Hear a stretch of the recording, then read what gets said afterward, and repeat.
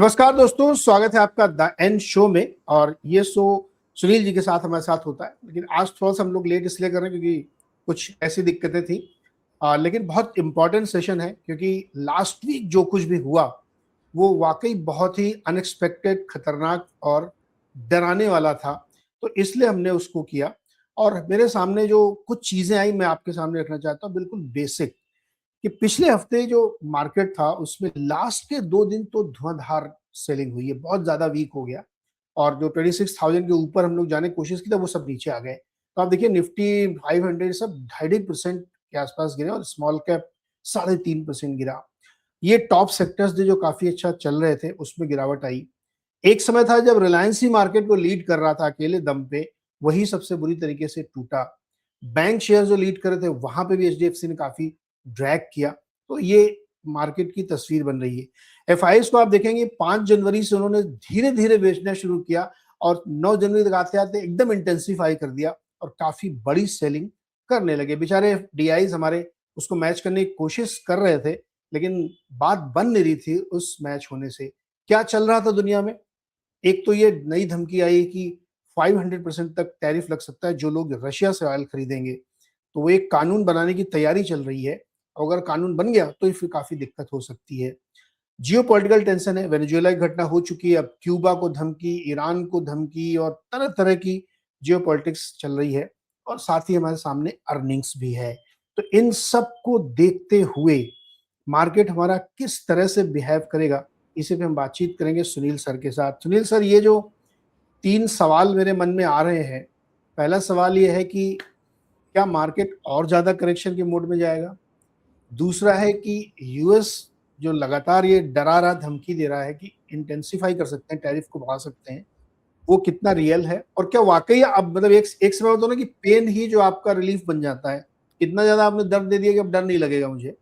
और तीसरा ये कि एफआईआईज़ ने जो रिज़्यूम की है नए साल में सेलिंग बिफोर दिस थ्रेट, वो क्या कह रही है? तो ये 3 सवाल सर हमारी गुत्थी सुलझाइए।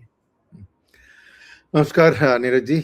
तो देखिए, जो सवाल आपने पहला पूछा है कि विल मार्केट करेक्ट मोर, तो बात ऐसी है कि हो सकता है ज़रूर और करेक्शन।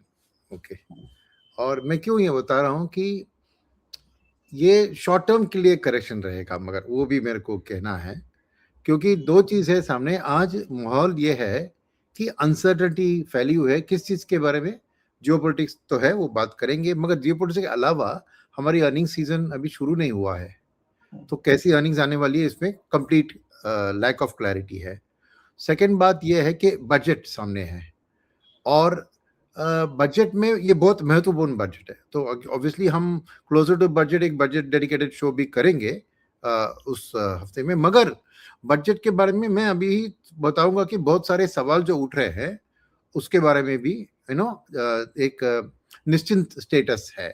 तो क्या है कि, और हमने पहले भी मैंने डिस्कस किया था आपसे कि डीआईएस का जो एक पैटर्न होता है फ्लोज का, वो first half of the quarter में, first month of the quarter beginning में, फर्स्ट हाफ के लिए ठंडा ही रहता है और क्वार्टर का लास्ट हाफ में ठंडा रहता है। तो 15th ऑफ जनवरी से इस क्वार्टर को लीजिए, 15 जनवरी से मार्च 15 तक इनकी बाइंग होती है। फर्स्ट 15 डेज ऑफ जनवरी और लास्ट 15 डेज ऑफ मार्च में ये कैश में मूव करते हैं, क्योंकि उनको अर्निंग सीजन पे ऊपर रिएलोकेट करना है, तो थोड़ा बहुत कैश हाथ में रख के करना उचित होगा। क्योंकि जब वो एक सेक्टर की आउटलुक अच्छी आती है अर्निंग्स के दौर पर, तो देन उनको खरीदने के लिए कैश चाहिए। सेकेंड चीज जो पिछले साल, पूरे साल में वो कर रहे थे, इसी चीज के कारण लार्ज कैप पर उन्होंने ज्यादा टिल्ट कर दिया अपने बाइंग में, ताकि जब भी एक सेक्टर रोटेशन की जरूरत पड़ती है तो लार्ज कैप बेचना आसान है in order to do that, right. तो मैं यूं क्यों कह रहा हूं कि अब दिसंबर 15 टू जनवरी 15 ये एक्चुअली डीआईएस के लिए भी एक ठंडा हफ्ता है। अपने आंकड़े दिखाए कि एफआई की सेलिंग थी। सी नॉर्मली लास्ट ईयर की बात करें, 1.66 लाख करोड़ एफआईएस ने बेचा लास्ट ईयर का, पर डीआईएस ने खरीदा ऑलमोस्ट 8 लाख करोड़। तो अगर ग्रॉस की बात करें तो मे भी थोड़ा बहुत उसमें आईपीओ में चला गया as far as FII are concerned, मगर it is at least 2.5 times of FII selling the DII buying was there last year.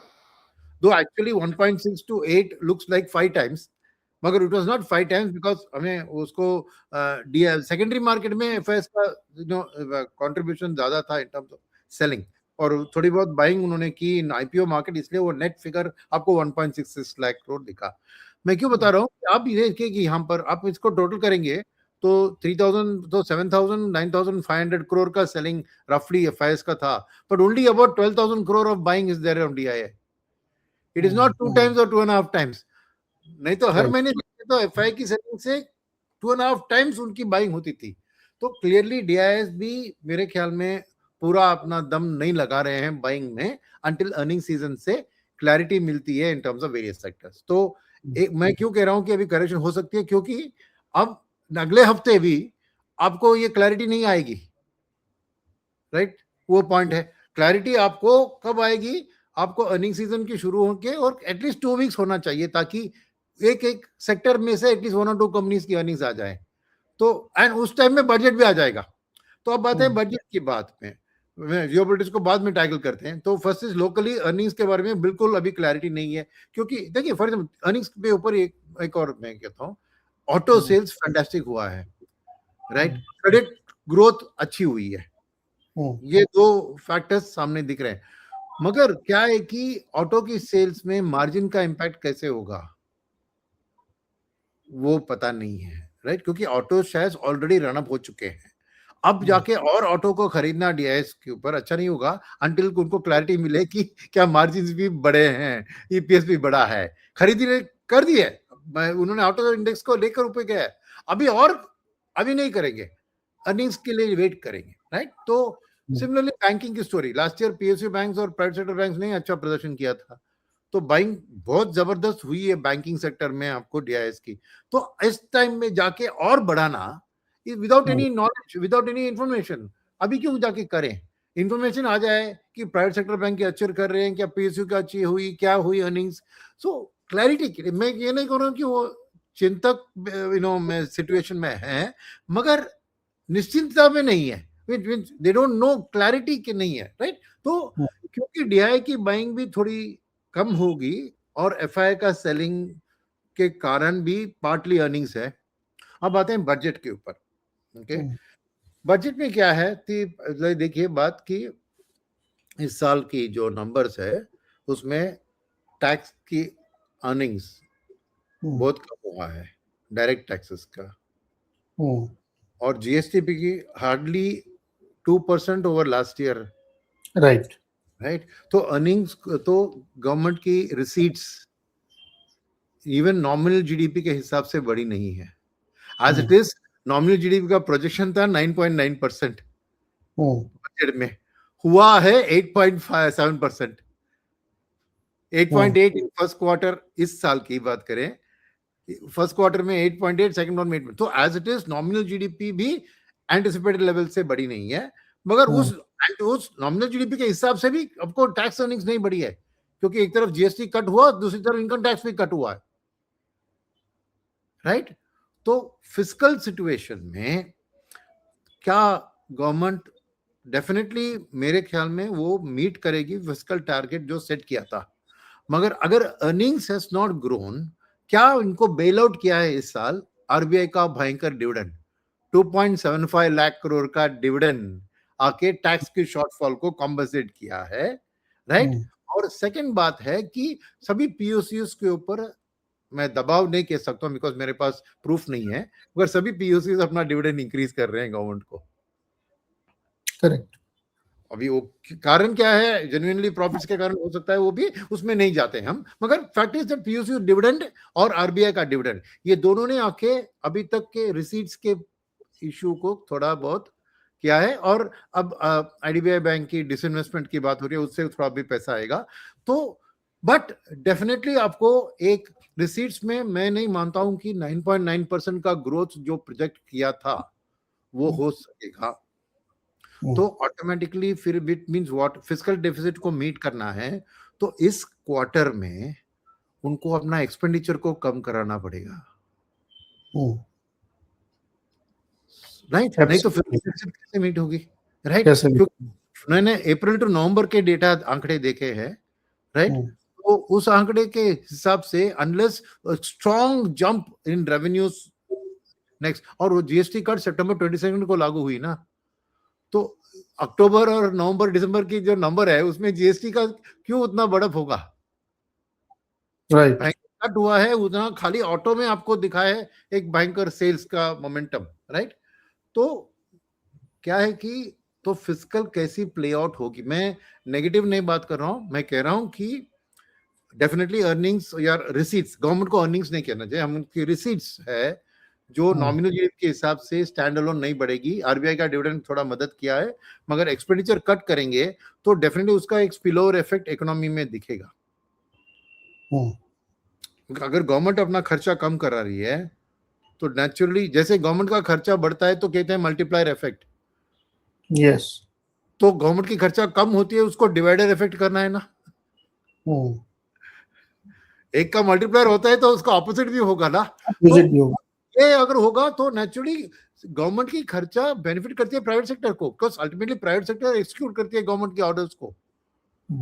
सो एक है इस साल का जो फिस्कल डेफिसिट की बात, ओके, यानी फिस्कल डेफिसिट मीट करेंगे, मगर जैसे मैंने कहा खर्चा को कम कराएंगे तो उसका एक इफेक्ट दिखेगा ऑन टर्म्स ऑफ ये जीडीपी के आंकड़े और अर्निंग्स के आंकड़े में वो दिखेंगे।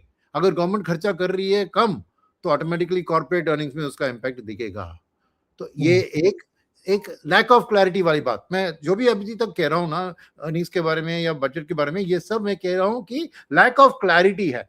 ऐसा नहीं कह रहा हूं कि डेफिनेटली ये डाउन होने वाला है, ये होने वाला है, मगर लैक ऑफ क्लैरिटी है, ओके।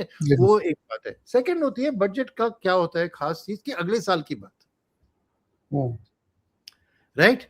तो अगले साल की क्या नॉमिनल जीडीपी की ग्रोथ गवर्नमेंट अस्यूम करने वाली है, किस उम्मीद से वो अगेन 9.9-10% का जीडीपी ग्रोथ बिल्कुल नहीं उठा सकती। अगर इस साल 8.5 हुआ, इन्फ्लेशन की बढ़त की जरूरत है, होगी कि नहीं होगी वो अप्रैल में जून में दिखेगा हमें, क्योंकि आरबीआई का ही मानना है कि अप्रैल में जून में 4% तक इन्फ्लेशन बढ़ सकती है, राइट? सो मेरा ख्याल कि फ्यूचर नेक्स्ट ईयर का बजट को डिटेल में आज डिस्कस करेंगे। अगर growth of the economy is not going to be nominal GDP at 10% but only 9%, तो दैट मीन्स टैक्स रिसीट्स को 9% ही बढ़ा सकते हैं, तो उस हिसाब से आपको खर्चा कैपिटल एक्सपेंडिचर पे उसका दबाव दिखेगा, क्योंकि आपको इंटरेस्ट पेमेंट और सैलरी पेमेंट ये दोनों फिक्स्ड है expenditure, right? Government can not do anything about the government revenue expenditure में, राइट? क्या होता है मेन हेड इंटरेस्ट पेमेंट, जो गवर्नमेंट की ट्रेजरी बिल्स है उसकी इंटरेस्ट पेमेंट होती है, दूसरी गवर्नमेंट एम्प्लॉयज की सैलरी पेमेंट होती है, और उसमें पे कमीशन का भी आ गया इफेक्ट, तो वो इम्पैक्ट गवर्नमेंट को आएगा, लोगों के हाथ में पैसा आएगा, मगर रेवेन्यू का एक्सपेंडिचर बढ़ने का गवर्नमेंट का बढ़ेगा ना, वो सेकंड बात है। और तीसरी बात है कि ये नरेगा का रीजिंग जो किया है उन्होंने, जो किया है, उसका एक्सपेंडिचर का आउटफ्लो कितना होगा नेक्स्ट ईयर के लिए, और इसके ऊपर क्या गवर्नमेंट अपना जो इनकम टैक्स गिव अवे और जीएसटी कट कर रही थी, इस साल के बजट में भी वो कुछ गिव अवे करने की कोशिश करेंगे क्या? तो करेंगे तो ये फ्यूचर का बजट अगले साल का, क्योंकि उन्होंने एक डिक्रीजिंग फिस्कल डेफिसिट का प्रोजेक्शन किया है फॉर नेक्स्ट ईयर, मैं 26-27 की बात कर रहा हूं, तो फिस्कल डेफिसिट भी कम कराना है, नॉमिनल जीडीपी भी 10% के करीब नहीं बढ़ेगा जो पिछले साल में उन्होंने गणित में लिया था, और जीएसटी कट से जो एक sharp boost in consumption expect कर रहे हैं, ताकि फिर जीएसटी रेवेन्यूज वॉल्यूम से कॉम्पेंसेट करे जो ऐसा परसेंटेज कम हुआ है। तो ये सब उम्मीद बढ़ाकर बजट कैसे दिखने वाली है, क्या वो कैपेक्स का 11 लाख करोड़ से 10 लाख या 9 लाख करोड़ में कटवाएंगे? तो ये जो एक अनसर्टेनिटी है, नेचुरली तब तक आपको डीआईएस कोई भी सेक्टर का कॉल नहीं ले सकते हैं as a budget impacted sectors, positive या नेगेटिव। और सेकंड है कि आप, और इसके ये चीज की दबाव आपको कहां पर दिखी, वो आईटीसी के ऊपर जो टोबैको के ऊपर टैक्स सडनली लगाया ना out of the Yes. Budget, तो ये Yes. एक सिग्नल है हम्म, कि अर्निंग्स रिसीट्स ठीक नहीं है ना। नहीं है। ये यस। मैं जस्ट रीडिंग कर रहा हूँ, सडनली नहीं अभी नहीं, ये तंबाकू में बढ़ाने की क्या जरूरत थी भैया? एग्जैक्टली। करेक्ट। तो मैं कह रहा हूं कि इस बार की बजट बहुत इंपॉर्टेंट है, क्योंकि ये सब एक GST cut, income tax cut का इम्पैक्ट ऑन रिसीट्स, अगले साल की आउटलुक में कैसा इसको इम्पैक्ट करेंगे, ये सब इतना अनसर्टेनिटी है कि एफआईएस को भी, राइट, क्योंकि अगर इंडिया ने चूज किया कि एक साल के लिए मैंने जीएसटी कट और ये कर दिया, तो अगले साल मैं फिस्कल डिफिसिट को थोड़ा छोड़ता हूं, मैंने जो डिक्रीज मैंने पहले एक्सेप्ट किया वो नहीं करेंगे, तो it's a very negative from a rating perspective. Right. We don't know. So far government ने ऑलवेज अपना एक जो है उसको लॉन्ग टर्म जो पैटर्न है, कैपेक्स को बढ़ाना, फिस्कल डेफिसिट को कम करना, उसमें अभी तक उन्होंने कोई डिफॉल्ट नहीं किया है, पक्का प्रॉपरली किया है। लास्ट ईयर भी देखे आपने, उन्होंने इनकम टैक्स कट किया, फिर भी कैपेक्स को फ्लैट रखा है 11 लाख करोड़, राइट। क्या अगले साल वो हो पाएगा, ये देखना जरूरी है। इसलिए मैं कह रहा हूं कि टिल बजट आके वो क्लैरिटी आए, और बजट तक आपको क्या है 15 दिन में 20 दिन में कितने अर्निंग्स आ चुके होंगे, 100 कंपनी की आ चुकी होगी, बट मार्केट 5500 कंपनी में आपको 100 कंपनी से क्या एक ट्रेंड दिखेगा। तो until that budget comes and clarity comes, ना एफआईआई को डोमेस्टिक फैक्टर्स के कारण खरीदने का कोई भी एक अपॉर्चुनिटी मिलेगी, कोई पॉजिटिव, या ना डीआईएस भी अभी जाके जल्दबाजी करके कुछ वो न्यूज क्यों करेंगे, वेट करते ना। वो तो 3 से 5 साल के लिए इन्वेस्टर का पैसा में पैसा बनाने की कोशिश कर रहे हैं, तो सही सेक्टर चुनना है तो उसको अर्निंग्स कम बजट को देखकर ही चुनना है।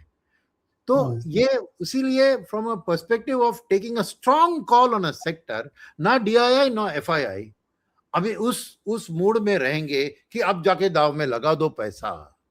तो ये सावधानी का माहौल के कारण ही मार्केट में दबाव आ सकता है, राइट। सर तो एक और प्रोविजनिंग करनी पड़ेगी सरकार को आगे जाते हुए, मेरे ख्याल में वो 27-28 के बजट में होगा, वो है जो वेज बोर्ड लागू हो रहा है सरकारी कर्मचारियों का, जो भी केंद्र के कर्मचारी हैं उनके लिए बनेगा, और फिर वही चीज रेप्लिकेट होती है स्टेट गवर्नमेंट के एम्प्लॉइज पे। तो रफली ऐसा देखा गया पिछले कई वेज बोर्ड जो 10-10 साल में आते हैं, ऑन एन एवरेज 25 से 30% सैलरी इंक्रीज होती है, और उसका बर्डन गवर्नमेंट के ऊपर आता है। तो वो चूंकि 29 में इलेक्शन है, उससे पहले उसको आ जाना है और इनको इम्प्लीमेंट करना पड़ेगा। तो भले ही वो बजट में अगले साल हमें नहीं दिख रहा, लेकिन वो 27-28 के बजट में उसकी प्रोविजनिंग इनको रखनी पड़ेगी, क्योंकि वो बहुत बड़ी रकम होगी, वो लाखों करोड़ में खर्चा इनका बढ़ने वाला है। तो वो भी कहीं ना कहीं इनके दिमाग में होगा कि साहब वो सैलरी तो देनी पड़ेगी क्योंकि इलेक्शन है। करेक्ट। तो ये अब आते हैं जियोपॉलिटिक्स के ऊपर। तो एफआईएस के लिए जियोपॉलिटिक्स एक बहुत बड़ा शॉक था, क्योंकि माहौल उधर, उसके पहले ये वेनेजुएला का एक्शन जो है ना, उसको समझना जरूरी है। उन्होंने ओपन पब्लिक में कहा है, पहले क्या कहा, ये ड्रग्स को यूएस में भिजवा रहे थे और मदुरो का अपना हैंड था उसमें, इसलिए हम उसको अरेस्ट करके कोर्ट में उसको ये करने वाले हैं, राइट। मगर रियलिटी क्या थी, ट्रम्प हिमसेल्फ एडमिट किया कि एनर्जी सिक्योरिटी के लिए कर रहे हैं, राइट। मगर ये बात है कि जब रशिया ने यूक्रेन पे अटैक किया, पूरी world was against Russia, India ने थोड़ा न्यूट्रल स्टांस खेला, मगर वेस्टर्न वर्ल्ड, पूरी world was against Russia, right. अब ये अमेरिका ने ऐसे वॉर कर दिया वेनेजुएला पर, फिर what is the America's moral ground to question Russia about Ukraine? Correct. Because आप कह रहे हैं कि मेरे चीज के लिए मैं जो भी कर सकता हूं। इनफैक्ट मैं कहूंगा ना, this is setting the base, but ये होने वाला नहीं है, मैं नहीं बता रहा हूँ, for India to take POK back from Pakistan. ये बिकॉज अल्टीमेटली आप कह रहे हैं कि जो मेरे लिए इंपॉर्टेंट है, मैं I don't care about the sovereignty of a nation, जो भी है, और US can choose to attack any country because वो इतना पावरफुल है। अब नाइजीरिया में जाके वो आईसिस के कोई क्रिश्चियंस को उन्होंने कुछ ये कर दिया तो उधर अटैक कर दिया। अब ईरान में जाके दखल करेंगे ईरान। अभी ईरान में जो भी होता है, अमेरिका को क्या लेना देना? नहीं, बिकॉज ईरान में ऑयल है। यस। सो अल्टीमेटली ये ऑयल एंड एनर्जी सिक्योरिटी एक है। सेकेंड, वेनेजुएला में रेयर अर्थ मेटल्स का भी उनका रिसोर्सेस है। गोल्ड तो सिल्वर भी है। अल्टीमेटली देखिए मिस्टर ट्रंप ने क्या किया है, उन्होंने ट्रेड और पॉलिटिक्स को इंटरमिंगल कर दिया और उन्हें ओपनली एडमिट किया है कि वो इवन इंडिया पाक वार में वो कह रहे हैं ना कि मैंने थ्रेटेंड किया कि मैं ट्रेड टैरिफ लगाऊंगा और ट्रेड बंद कर दूंगा, तो उन्होंने राजी किया। अभी ये ऑब्वियसली झूठा है, हमें पता है वो झूठा है, मगर कहना उनका यही है कि उनके लिए टैरिफ और ये सब एक टूल है पॉलिटिकली अपना एडवांसमेंट करने के लिए। ठीक है, तो अब ये मगर इवन वेस्टर्न FIIs या जो भी रेटिंग एजेंसी या फिर पॉलिटिकल एनालिस्ट लीजिए, किसी ने प्रेडिक्ट नहीं किया था कि ट्रंप जाके वेनेजुएला पे वॉर करेंगे और उधर जाके उठा के उस प्रेसिडेंट को अमेरिका में लाके जेल में डालेंगे। I mean nobody predicted it. या unpredictability of Trump is the most predictable factor. Yes. Their homeland security is their foreign policy, and their foreign policy is a business policy. Simple. So इसमें अभी Trump के shoes में आप बैठेंगे, देखिए उनके सामने क्या है। तो पहली चीज है, उन्होंने वो बिग ब्यूटीफुल बिल एक साइन कर दिया, जिन्होंने कहा कि अमेरिका के हर टैक्स पेयर के हाथ में कैश दे दूंगा। उसके लिए उनको पैसे की जरूरत है। टैरिफ एक रास्ता था उस पैसे का, क्योंकि टैरिफ का पैसा जाता है यूएस गवर्नमेंट को। तो वन ऑफ द रीजंस उसको दिखाना था पब्लिक को, मैंने टैरिफ लगाया, मैं आपके पॉकेट में मैं पैसा डाल रहा हूं, राइट। तो उसका कॉन्स्टिट्यूएंसी को उसको कहना है कि मेरी टैरिफ के वजह से मैं आपको पैसा दे रहा हूं, क्योंकि अल्टीमेटली उसके कंट्रोल में नहीं है कि टैरिफ का जो इम्पैक्ट है वो कंज्यूमर के ऊपर आएगा नहीं आएगा, ये कुछ नहीं कर सकते, because ultimately the companies are taking the decision ना। So he cannot order the company not to pass on the cost to the American consumer. So there is a risk of inflation rising. So इसलिए he wants to compensate with the tariff. Number one. Number two क्या है उसको, इसलिए उसको rate cut की जरूरत है। और रेट कट के लिए क्यों? क्योंकि लोग अमेरिकन स्पेंड करते हैं पैसा ना, तो as a consumer spending economy है, तो उधर interest rates are very crucial, because credit card की बोरिंग हो, होम लोन की बोरिंग हो, जो भी है। तो इसीलिए उन्होंने दो चीज, एक कल क्या किया उन्होंने, 10% पे कट कर लिया क्रेडिट कार्ड की डेट को। वो 42% चार्ज करने आए, उसको 10%। क्या होगा? दैट मींस बैंक्स एब्सोल्युटली उसको स्टॉप करेगी, बिकॉज 42% का रीजन क्या है? इट्स नॉट कि एक सुपर प्रॉफिट तो है उसमें, मगर उतना हाई डिफॉल्ट रेट है, उसको कंपनसेट करने के लिए 42% उनको लगाना पड़ रहा है। अब 10% लग गया तो किसी को क्रेडिट देना ही बंद कर देंगे, अनलेस उसका एक सिबिल स्कोर की तरह उधर स्कोर होता है ना। अनलेस वो स्कोर एकदम टॉप क्लास हो तो वो क्रेडिट कार्ड में रिवॉल्विंग फैसिलिटी विड्रॉ कर देंगे, बिकॉज एट 10% उनका आपको लॉस गिवन डिफॉल्ट होता है ना। अगर किसी ने डिफॉल्ट कर दिया, वो लॉस को बाकी इसको ऑब्जर्व करना है, इसीलिए रेट्स हाई है ना। यहाँ पे माइक्रो फाइनेंस के बात उठाई है, सेम थिंग। माइक्रो फाइनेंस का इंटरेस्ट रेट्स क्यों हाई होता है? क्योंकि डिफॉल्ट रेट हाई होता है, तो बाकी जो अच्छे बोरोवर है उनको हायर कॉस्ट देना पड़ रहा है to compensate for the other people who are not paying on time. तो क्रेडिट कार्ड का भी जस्टिफिकेशन टू चार्ज हमारे यहाँ पर भी वही 42% है ना, 3%, 2.95% पर मंथ है। तो ये एक्शन दिखा रहा है क्या कि ट्रम्प उनको दिखाना चाह रहा है कि देखिए भैया, क्रेडिट कार्ड में आप 42% पे कर रहे हैं, मेरे ख्याल आप मेरे कारण आपको अभी खाली 10% देना पड़ रहा है। सो सेकंड इज, अब इन्फ्लेशन में एनर्जी सिक्योरिटी क्यों इंपॉर्टेंट है? Because Americans her long weekend पे 500,000 किलोमीटर ड्राइव करके छुट्टियां मनाते हैं। मेरे 10 कजिन्स हैं अमेरिका में, हर लॉन्ग वीकेंड पे वो कहीं ना कहीं उनका हॉलिडे का प्लान ही होता है, गाड़ी लेके घूमो, बीच रिसोर्ट जाओ या हिल स्टेशन जाओ, गाड़ी लेके जाओ। तो उनके लिए गैसोलीन का प्राइस बहुत सेंसिटिव एंड इंपॉर्टेंट है। और क्या है कि उधर शेल गैस का प्रोडक्शन एक पर मैक्सिमाइज हो गया है। अब उनको एडिशनल ऑयल सोर्सेस के लिए, तो वेनेजुएला का जो भी है, ईरान का जो भी हो रहा है, ये सब एक ऑयल सिक्योरिटी के लिए है। और वो अभी दबाव डाल रहे हैं अमेरिका में ऑयल कंपनीज के ऊपर कि रिवाइव करो वेनेजुएलन ऑयल। और पता है कितना उसको आस्क पूछ रहे हैं उनको इन्वेस्ट करने के लिए, $100 बिलियन। यस, वो ऑयल कंपनी बोल रहे हैं हम क्या करें, क्योंकि ट्रम्प कल 2 साल के बाद ट्रम्प शायद नहीं रहेगा प्रेसिडेंट, उसके बाद कौन उनको देखभाल करेगा। अब $100 बिलियन उस उम्मीद से डाल दिया।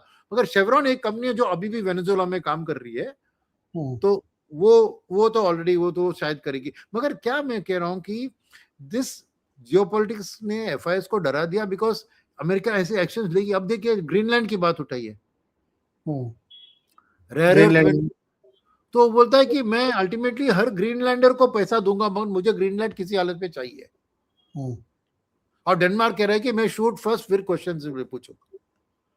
तो ये अनएक्सपेक्टेड टर्न ऑफ इवेंट्स जो है जियोपॉलिटिक्स में एडवांस कंट्रीज को, तो एक मेरा मानना है कि एफआईएस की अनसर्टेनिटी खाली इंडिया स्पेसिफिक नहीं है, ये ट्रंप ने एक पूरे माहौल को उन्होंने डिस्टर्ब कर दिया है by his Venezuela action, potential Iran action, potential Greenland action. और क्यूबा का तो देखिए, क्यूबा लाइक 9 पिन्स वो फॉल करी, क्योंकि पता है क्यूबा का पूरा ऑयल का रिक्वायरमेंट कम्स फ्रॉम वेनेजुएला भैया। तो अगर वेनेजुएला से ऑयल बंद हो गया तो क्यूबा कोलैप्स होगी।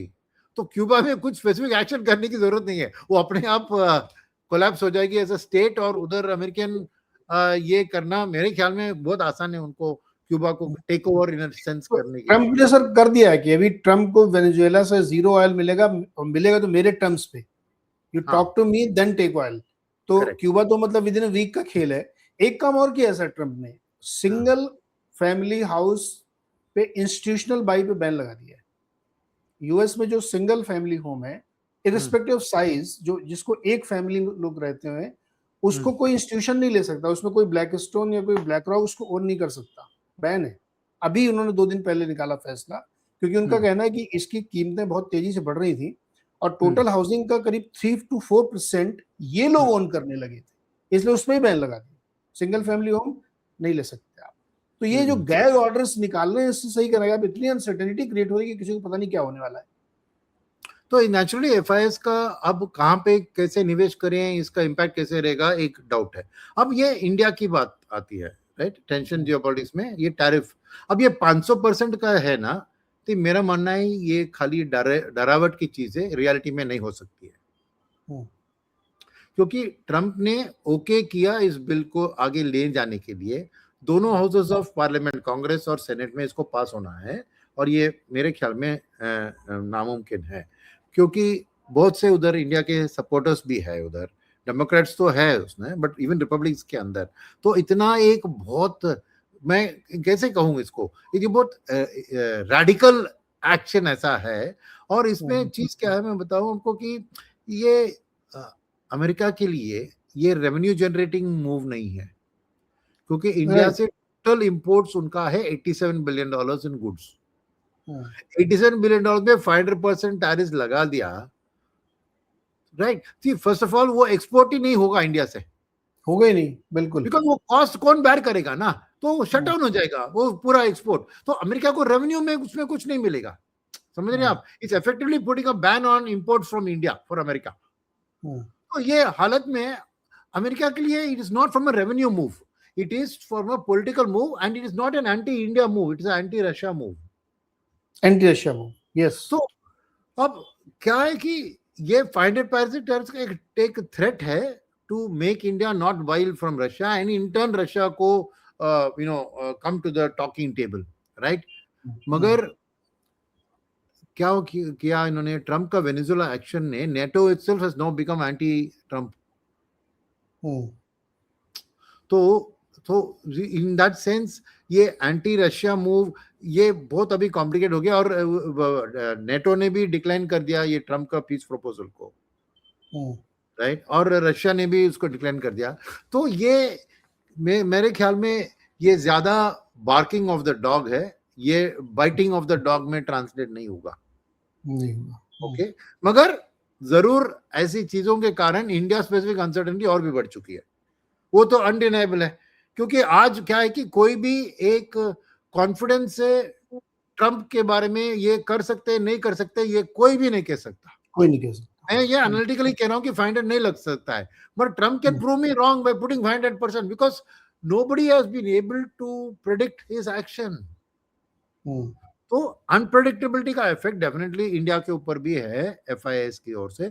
और मगर एक बात तय है कि अगर पैरेलली ये चीज हो रहा है तो क्या ट्रेड डील की टॉक्स में भी उन्होंने बताया कि mister Modi did not call mister Trump, इसलिए अभी ट्रेड डील कैंसल। अभी उस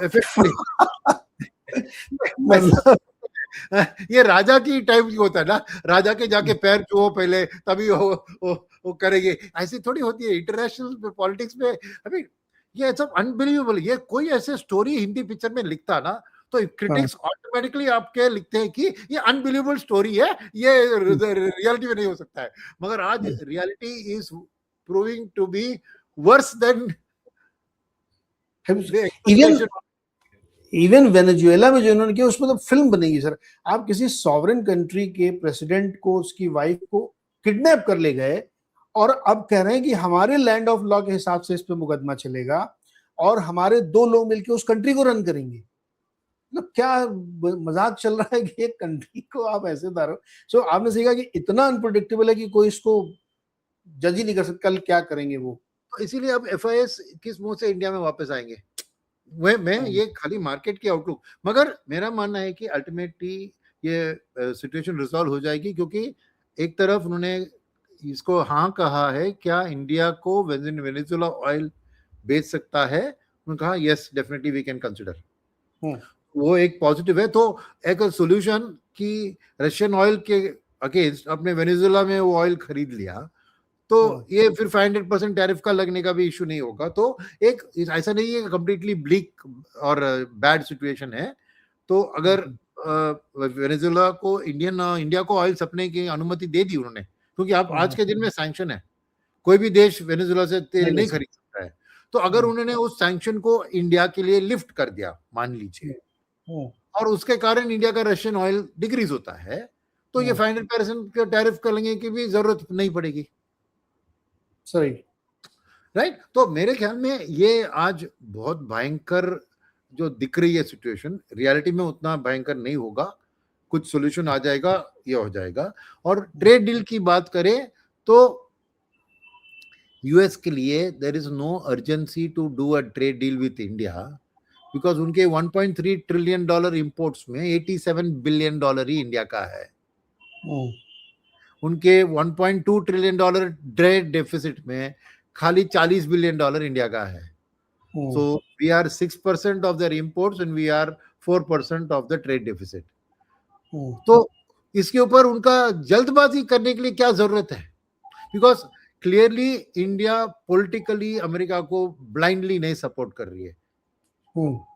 दर्द उनका वही है, मुद्दा है वही, और इंडिया नहीं कर सकती because ultimately Russia has been all time friend for India, in never been enemy to India. America का ऐसा नहीं रहा है, 71 वॉर में उन्होंने हमें नहीं सपोर्ट किया, राइट। तो अमेरिका एक, मैं कहूंगा कि कभी स्विच ऑन कभी स्विच ऑफ, राइट। रशिया का स्विच इंडिया के साथ ऑन रहा है, हम इतनी आसानी से उधर नमक हरामी नहीं कर सकते।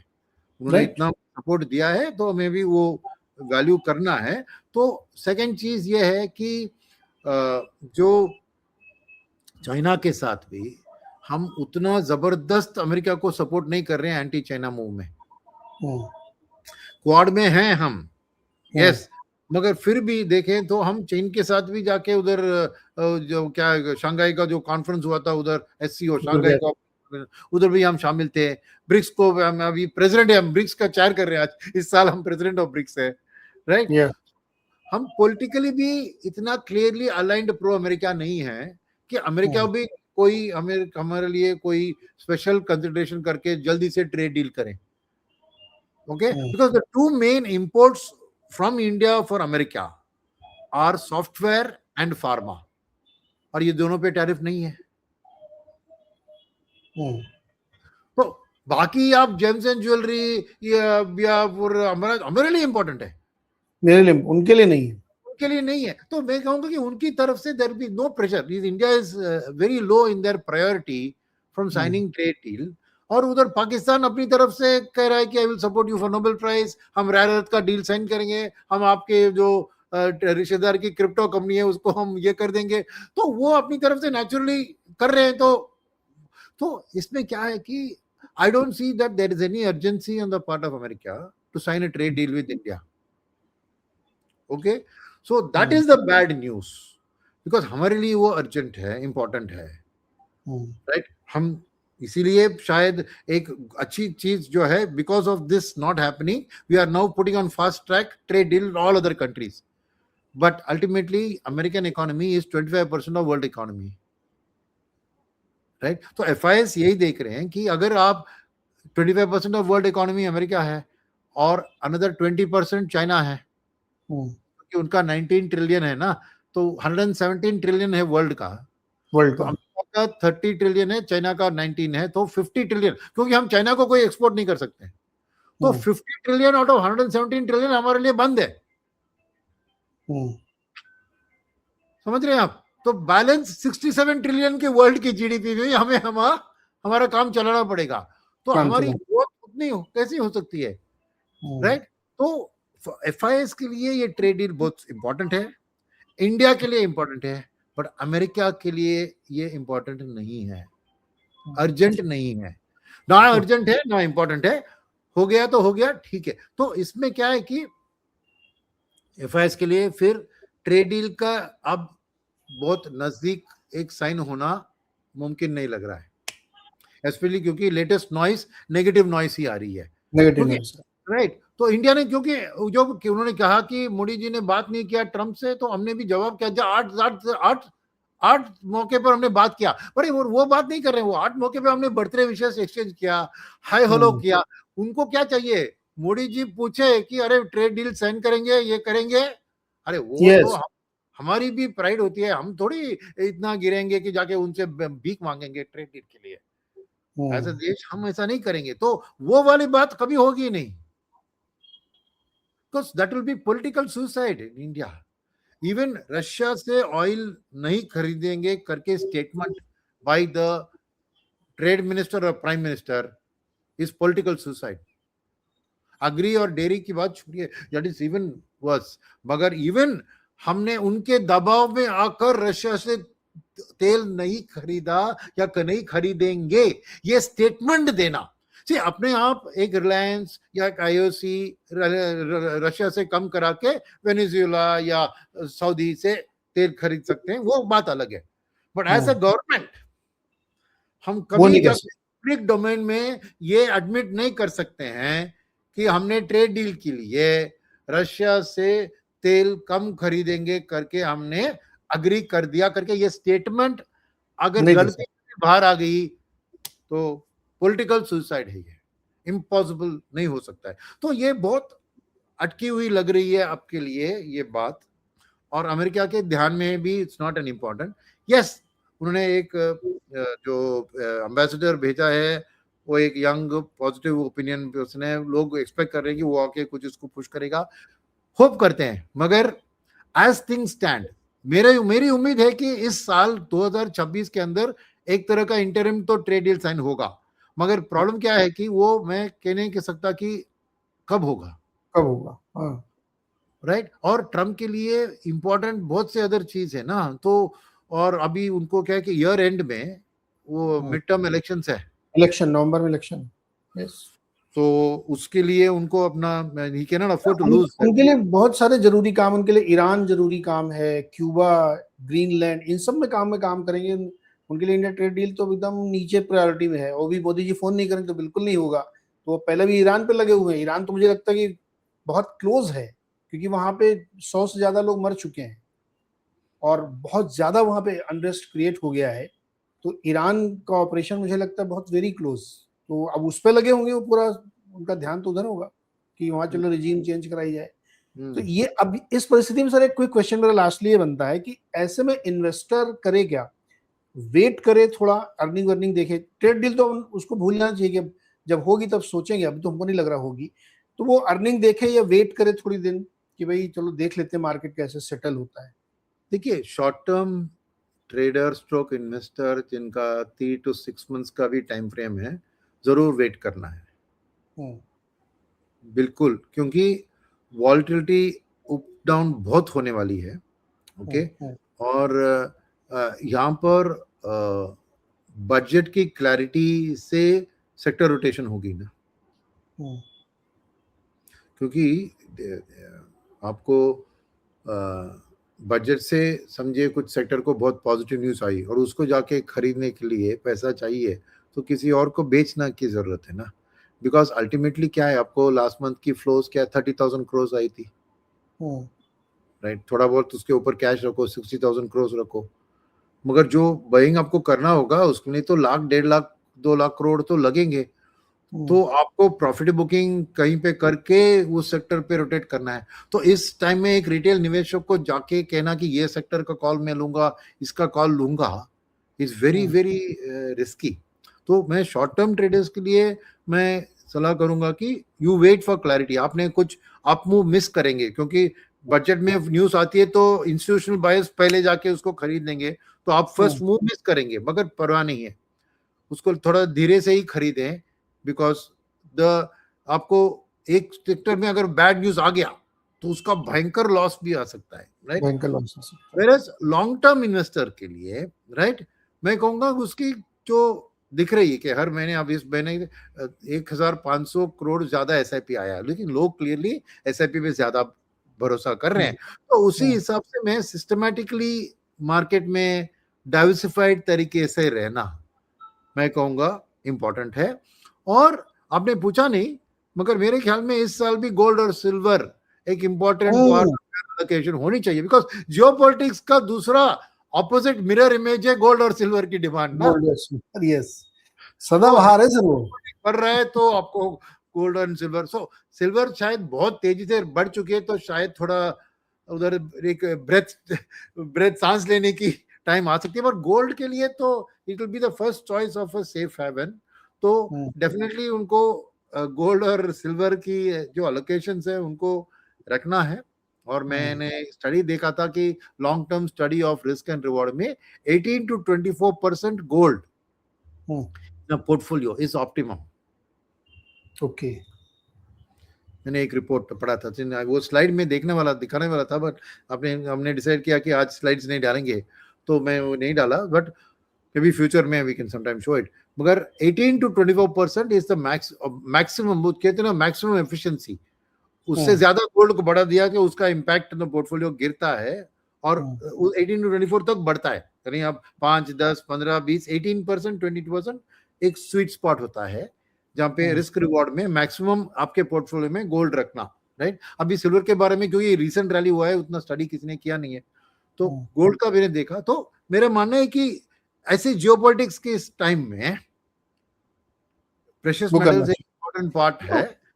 सर अभी तो जो एवरेज पोर्टफोलियो साइज होगा गोल्ड का, हमें लगता है इतना नहीं होगा, अभी तो 5-10% ज्यादा होगा ही नहीं, तो अभी हेडरूम बहुत है उसमें। आप फाइनेंशियली बात कर रहे हैं, हाँ, हर व्यक्ति के पास गोल्ड फिजिकली तो पड़ा ही रहता है। अलोकेशन टोटल एसेट क्लास की देखे तो गोल्ड जरूर उनका पास फिजिकल गोल्ड तो ज्वेलरी के जरिए होगा ही होगा यार। सर वो पोर्टफोलियो हिस्सा नहीं मानते लोग, वो कहते हैं वो ज्वेलरी वो पोर्टफोलियो से अलग है, जो निवेश के लिए हमने खरीदा है, गोल्ड ईटीएफ लिया या एक बिस्किट या कॉइन ले लिया, वो वाला हमें लगता है कि अभी 5-10% से ज्यादा नहीं होगा शायद ग्लोबली भी अगर हम देखें। बट लास्ट मंथ आते देखिए गोल्ड ईटीएफ में भयंकर जंप हुआ है। हाँ, गोल्ड ईटीएफ का एम्फी का फ्लोस डेटा देखिए, भयंकर 11,000 crore from 6,000 crore is gone to 11, तो समझे ऐसा कुछ भयंकर जंप हुआ है। तो इंक्रीजली पीपल भी ज्यादा गोल्ड एंड सिल्वर में, और सिल्वर का डेटा अलग नहीं आया, बट ओवरऑल ईटीएफ का डेटा में भयंकर बढ़त हुआ। तो मेरा डेफिनेटली मानना है कि वो सिल्वर के कारण ही है, ऐसा नहीं कि लार्ज कैप ईटीएफ में लोगों ने ज्यादा पैसा लगाया, वो डेफिनेटली आपको सिल्वर ईटीएफ का अदर ईटीएफ में दिखता है। तो गोल्ड और सिल्वर में लोग लास्ट 3 मंथ 4 मंथ से अपना एलोकेशन भयंकर बढ़ा रहे हैं। और अब ये जो मार्केट की अनसर्टेनिटी है, जियोपॉलिटिक्स है, उसके कारण और भी लगाएंगे। और जरूर इसलिए मैं कह रहा हूं कि मल्टी एसेट फंड के जैसे फंड है ना, जहाँ पे थोड़ा उधर एलोकेशन होता है, तो वो एक अच्छी एलोकेशन होगी इस टाइम में, कुछ थोड़ा इक्विटी भी होगा और थोड़ा गोल्ड सिल्वर भी होगा। तो इसीलिए मैं कह रहा हूं कि शॉर्ट टर्म में अभी बिग इवेंट बजट है और बजट तक आपको 100 कंपनियां की अर्निंग्स आएगी तो भी फुल क्लैरिटी नहीं होगा। तो एक बजट डे से नेचुरली बजट का क्लैरिटी तो आ जाएगा, मगर और फरवरी 15 तक की आपको अर्निंग्स की थोड़ी क्लैरिटी मिलेगी। फरवरी 1 तक उतना नहीं दिखेगा, कुछ एक आध सेक्टर में थोड़ी क्लैरिटी आ सकती है, मगर बाय 15 to 20 फरवरी ही आपको ये अर्निंग सीजन का एक पूरा पिक्चर दिखेगा। तो मार्केट में एक बजट रिलेटेड अनसर्टेनिटी खत्म हो जाएगी, मगर ये earnings related uncertainty till mid February, 3rd week फरवरी तक रहेगी। तो कुल मिला के एक बड़ी वोलेटिलिटी के लिए तैयार रहें ट्रेडर्स और निवेशक, अपने को उस हिसाब से स्ट्रेटजाइज करें कि अभी कुछ ऊपर नीचे होता रहेगा, तो ज्यादा पैनिक करके बेचना भी नहीं है और ज्यादा खुश होके खरीदना भी नहीं है। Wait, let things settle first. Yes, that is, it is better to be, on the cautious side now. Not that big, by it is only that the short term के लिए मैं कह रहा हूँ, because ये uncertainties है, geopolitics में uncertainty है, अर्निंग्स में अनसर्टेनिटी है, बजट में अनसर्टेनिटी है। अभी इतना अनसर्टेनिटी रखकर कहना कि मैं कूदूंगा मार्केट में, कहना बहुत आपको उतना रिस्क टेकिंग है तो करो, मगर then you should be prepared for massive losses, and आप झेलने की उसकी ताकत है तो करिए, that's not a problem. But all I am trying to say is ये वॉलेटाइल टाइम है। और देखिए पिछले हफ्ते से इस हफ्ते में कितना बदला हुआ है। लास्ट संडे को हम बात कर रहे थे, एग्जैक्टली नए साल की अच्छी हुई है, याद है आपको? क्योंकि लास्ट संडे का क्या था, आज 11 तारीख है, तो 4 तारीख को फर्स्ट 2-3 डेज ऑफ जनवरी शुरुआत भयंकर अच्छी हुई थी ना, न्यू ईयर का well begun is half done, good news इतना था। एक हफ्ते में पूरा जो मुस्कुराहट थी वो कंप्लीट, पूरा मतलब मूड ही चेंज हो गया एकदम। तो कहते ना blood on the dance street, ऐसे blood on the Dalal street है ये। ओके सर, तो लोगों को थोड़ा सा भाई सावधान रहना चाहिए, और वोलेटिलिटी बहुत रहेगी और कई सारे बड़े इवेंट अनफोल्ड होने हैं, तो उसमें आपको थोड़ा सा पेशेंस रख के चीजों को समझ करनी चाहिए, वरना बड़ा लॉस हो सकता है। और अगर आप लॉस झेल सकते हो तो फिर तो बात ही आपकी अलग है। तो बी केयरफुल, क्योंकि मार्केट थोड़ा सा अनसर्टेन हो रहा है। Sir thank you so much, और अब देखते हैं अगले हफ्ते हम लोगों का मूड बदलता है कि नहीं, या यही मूड कंटिन्यू रहेगा। Let's see. देखिए डेफिनेटली अगले हफ्ते बेटर होगा, बिकॉज इस हफ्ते की तरह इतना बैड नहीं होगा। ये तो इससे खराब होना मुश्किल है, because it has to be slightly better, I feel. Yes, okay, thank you so much sir. Next week हम लोग फिर मिलेंगे और ऐसे ही चर्चा करेंगे। होपफुली कि नेक्स्ट वीक हम लोगों का मूड थोड़ा सा अच्छा रहेगा मार्केट के हिसाब से। Thank you so much sir.